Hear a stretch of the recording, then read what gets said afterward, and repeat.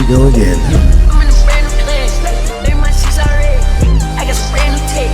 We got some brand new red. Pushing this shit real fast. Walk around big bag. Young rich nigga ain't out.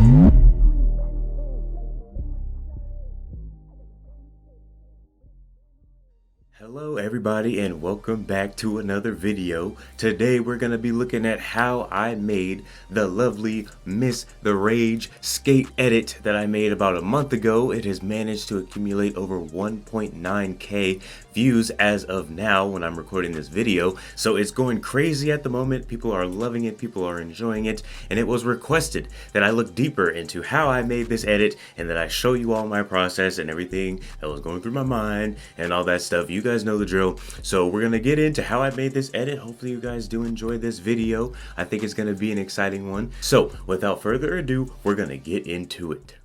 Okay, so we are back to the lovely 3-layer completely finished project. This is the edit when it is in its finished form. If you did not see the last video, I showed this in the beginning as well. This is the finished form where it's just 3 layers. My adjustment layer on top of the edit with RSMB to make it look a little bit smoother, you know what I'm saying, add a little bit more motion blur, and yeah, this is just the final product. Everything's all looped up and good and everything's looking good, okay? But we're not gonna spend a lot of time looking at this because I've already covered this section. So we're gonna go into this edit immediately and take a closer look and see what's popped. This edit specifically is like a really special one because of just how amazing the beat is. Like, whoever produced the beat, I don't know who did, but I know a lot of people are out here remaking it and doing a lot of different things, but whoever produced the original beat, bro, that hit so hard. As soon as I first heard this on TikTok, and then I later found it on YouTube, but when I first heard it, I was like, this is kind of fire. I didn't really think anything of it. You know what I'm saying? I was like, it sounds really good, but I'm not going to edit it yet because I've gotten a copyright strike in the past for editing unreleased music and fucked up. It was bad. But I was like, what is going to go with this audio? Because I felt as if it was a powerful, hype, high energy audio. I mean, you can hear it, like, seriously. It's clear that this audio has just such a strong buildup to a lot of action. Like, you can just feel that in the audio itself. So I was like, what am I gonna do? And so I started surfing the web. I was like, what are some exciting scenes that would match this perfectly? And I came across Family Guy. I was like, man, I haven't edited Family Guy in a long time. And I know that Family Guy has some really good cinematic shots of different things going on. Their episodes are hilarious and amazing, and I came across these skate videos, bro, like of their skating episodes. And to be honest, I like to think that that's like one of my specialties. Like, I be coming up with the best combinations. Like, I try my hardest to find clips that go with the audio. Like, for example, when I used Bobby Shmurda's song for the Megamind edit, like, what he was saying was matching the clips, if you know what I mean. Like, if you notice that, you can let me know in the comments. But like, I try to find clips that match up with the audio so that it's telling a story, like it's connected. You know what I mean? I want it to be connected. Anyways, moving on. Once I got the idea and I got the clips and the audio and everything, like I told you before, I know that you see a lot of adjustment layers here. Once again, all of these, for a reminder, are Twitches. All right, you can see up here my Twitch settings. I can show you guys my Twitch settings real fast. But I wanted it to be hard and powerful, and I wanted each transition to have a crash, just because that's how intense the audio is. So all of these adjustment layers were added for intensity, and I think that it fit perfectly, and I'm pretty sure that's why a lot of people enjoyed it anyway, just because of the feeling that you would get from watching this. I'm in a brand new place. Learn my shit's already. I got some brand new tape. We got some brand new red. Pushing this shit real fast.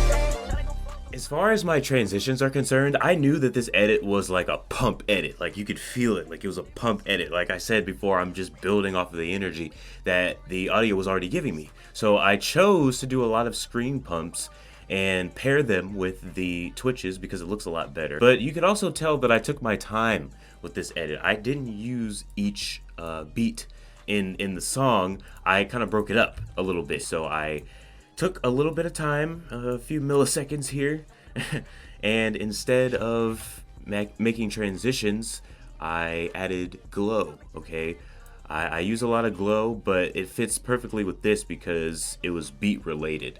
Like if I add glow at the beginning of a clip to exacerbate it, then it's okay. But like if I'm dragging out a clip and then adding glow in place of beats, it fits so much better and it looks so good.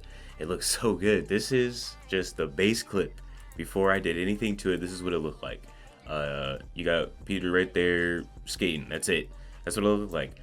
But after a little bit of thinking and tampering and adding a few things, I was able to color correct it perfectly and Twixter it perfectly to fit with the beat and the long amount of time that I left it in there, because this is the clip that I dragged out. So you can imagine how long it took me to get the Twixter just right. Towards the end here is how I did it. But as far as the key light goes, this bottom layer is just a super duper colorful, vibrant, glowing layer underneath so that it could blend with the top layer, because I just got rid of the sky in the top layer. But as far as the bottom clip, the entire thing is glowed and shit because I wanted the sky to look good, you know. So it goes really deep. All right, I'll be spending a lot of time on each clip, and that's why it takes me so long to make edits, because each clip I make sure that it's perfect, because it's all in one sequence. It's all got to flow together, and in order for me to create that flow, I have to study the clip and realize what I need in order to connect it with the others. So each clip has so much work going into it. That's why I can't, examine each clip, but just know that every single clip has a very unique twist to it, but it's also similar to the others because it has a flow. So that's how I be doing it. But anyways, back to saying why this edit specifically was special. This edit was broken up into 2 parts, and I have done this a good amount of times in the past, but not super often. But this beginning part was looped twice. All right, you can see that in the edit, you already know. So this part in itself, my thought process was like, okay, the audio is great. I have 2 separate videos that I need to put into one. So why not do one edit and then another edit? So it's like a 2-in-1 type thing. So I started off with this, and I was like, I'm gonna edit up until I feel the need to switch over to the other clips. So I did, which was about 7.5 seconds, almost, when I decided to cut it off and head over to the next set of clips. So I was like, all right, I'm going to cut this right here, and that's where it'll loop. So I cut it right there, and I was like, bam. So you go over here in this pre-composition, all right, it has the loop right here because this was broken up into 4 pre-comps because of the looping that I had to do. So I broke it up. It's looped twice, and it loops very well, all right. I make sure that it loops really good. And then we move into the second half of the edit. The second edit itself with the other clips, my boy Quagmire. Now we're inside this section of the edit, and this section was the most fun to edit. I believe that this frame right here did the work for the entire edit. Once people saw this clip, that's when they decided to hit that like button. I think that's what it was. This slow motion of Peter dancing to the beat Twixter perfectly by me. Hey, this was the clip right here. This one, man. And this is how dried up and gray it looked like before I did any coloration and raise effects. All right, it's so important. That's just a little bit of vibrance and saturation, which made that look better. But then I made it pop. You know what I'm saying? You know me and my raise. I made it pop. You can see the difference. Okay, I made it pop. All right, and then the Twixter, I had to Twixter this. Kind of, bro, it was, I took the original movement speed and I decided that about 39% speed was good enough because of how he was moving, it was syncing like almost perfectly with the beat. It's really hard to explain a transition as far as like how I do it. It's just, I don't know, it's positioning, These keyframes, their placement is basically the control center for the speed of the edit. And I know that the keyframes look a little weird in comparison to the others. Some of these are easy eased. I'm not going to explain what that is, but that's what it is right there. And basically when you go in here into the graph editor, this is how I make the transitions look a little bit smoother and this is how I edit them. Now, for those of you who don't even know what After Effects is, or just you don't know anything about editing, I know this is probably like, what the hell is all of this on the screen right now? Look, I'm about to break it down. All right, look, this right here is the transition. All right, this is the guts of the transition. Now, imagine this is being like the veins, all right, of the transition itself. This is the skin.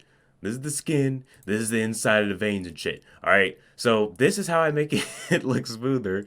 All right. I come down here and I take these little bars and I move them. And this basically allows it to become faster or slower in a regard. And if I move these keyframes, it, affects the initial speed.